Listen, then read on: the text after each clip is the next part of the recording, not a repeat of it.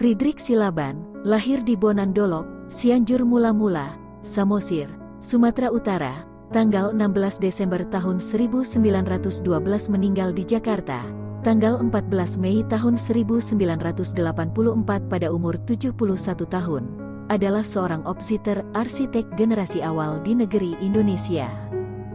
Setelah menyelesaikan pendidikan formal di HIS Narumonda, Tapanuli tahun 1927, Koningen Wilhelmina School, KWS, di Jakarta pada tahun 1931, dan Akademik van Bouwkunst Amsterdam, Belanda pada tahun 1950, ia kemudian bekerja menjadi pegawai Kota Praja Batavia, Opster Zeni AD Belanda, Kepala Zeni di Pontianak, Kalimantan Barat, 1937, dan sebagai Kepala DPU Kota Praja Bogor hingga 1965. Seiring perjalanan waktu, ia terkenal dengan berbagai karya besarnya di dunia arsitektur dan rancang bangun. Beberapa hasil karyanya menjadi simbol kebanggaan bagi daerah tersebut. Friedrich Silaban telah menerima anugerah Tanda Kehormatan Bintang Jasa Sipil berupa bintang jasa utama dari pemerintah atas prestasinya dalam merancang pembangunan Masjid Istiqlal.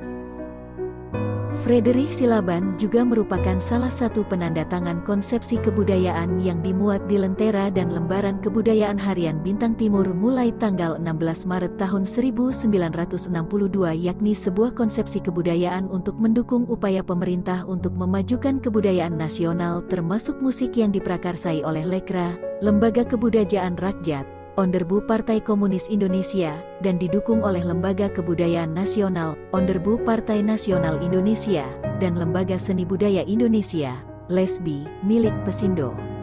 Selain itu, Friedrich Silaban juga berperan besar dalam pembentukan Ikatan Arsitek Indonesia, IAI. Pada April tahun 1959, Suhartono Susilo yang mewakili Biro Arsitektur PT Budaya dan F. Silaban merasa tidak puas atas hasil yang dicapai pada konferensi nasional di Jakarta, yakni pembentukan Gabungan Perusahaan Perencanaan dan Pelaksanaan Nasional, GAPERNAS, di mana keduanya berpendapat bahwa kedudukan perencana dan perancangan tidaklah sama dan tidak juga setara dengan pelaksana.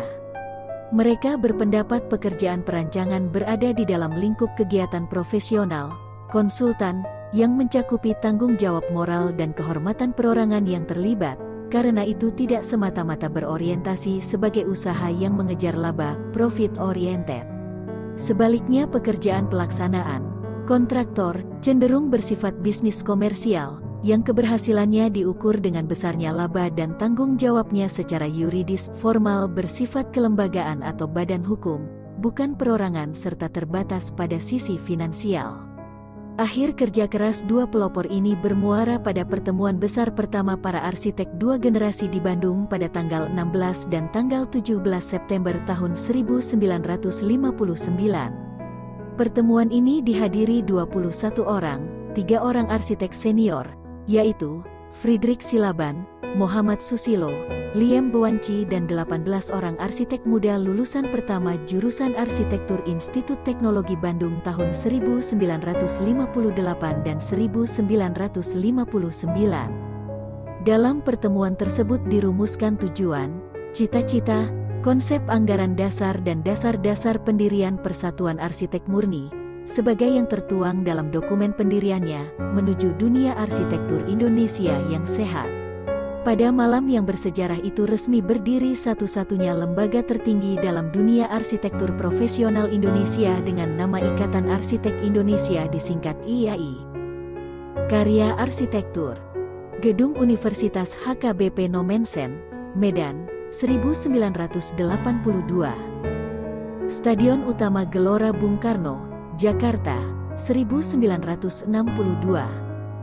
Rumah Alaihong, Bogor, 1968. Monumen Pembebasan Irian Barat, Jakarta, 1963. Markas TNI Angkatan Udara, Jakarta, 1962. Gedung Pola, Jakarta, 1962. Gedung BNI 1946 Medan, 1962. Monumen Nasional Tugu Monas, Jakarta, 1960.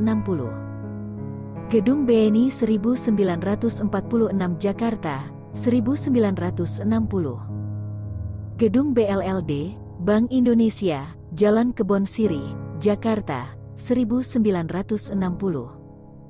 Kantor Pusat Bank Indonesia, Jalan Tamrin, Jakarta, 1958. Rumah pribadi Friedrich Silaban, Bogor, 1958.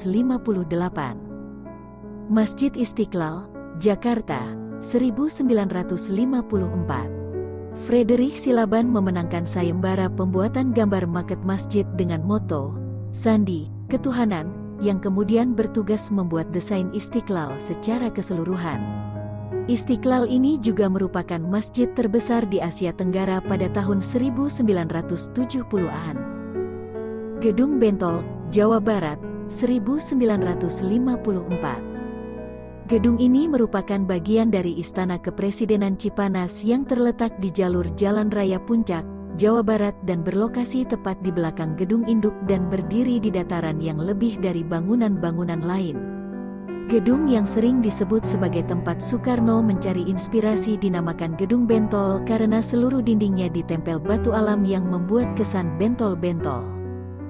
Gerbang Taman Makam Pahlawan Kalibata, Jakarta, 1953. Kampus Cibalagung, Sekolah Tinggi Penyuluhan Pertanian, STPP, Sekolah Pertanian Menengah Atas, SPMA, Bogor, 1953.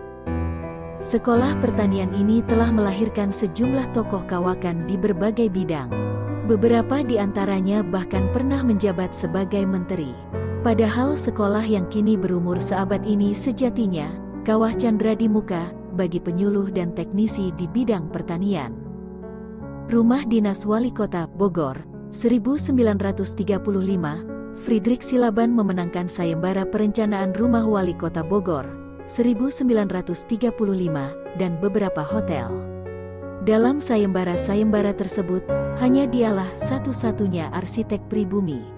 Kantor Dinas Perikanan, Bogor, 1951. Tugu Katulistiwa, Pontianak, 1938. Tugu ini dibangun pertama kali pada 1928 oleh seorang ahli geografi berkebangsaan Belanda.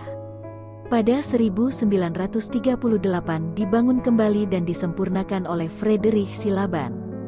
Pada 1990 dibangun duplikatnya dengan ukuran 5 kali lebih besar untuk melindungi Tugu Katulistiwa yang asli. Pembangunan yang terakhir diresmikan pada tanggal 21 September tahun 1991.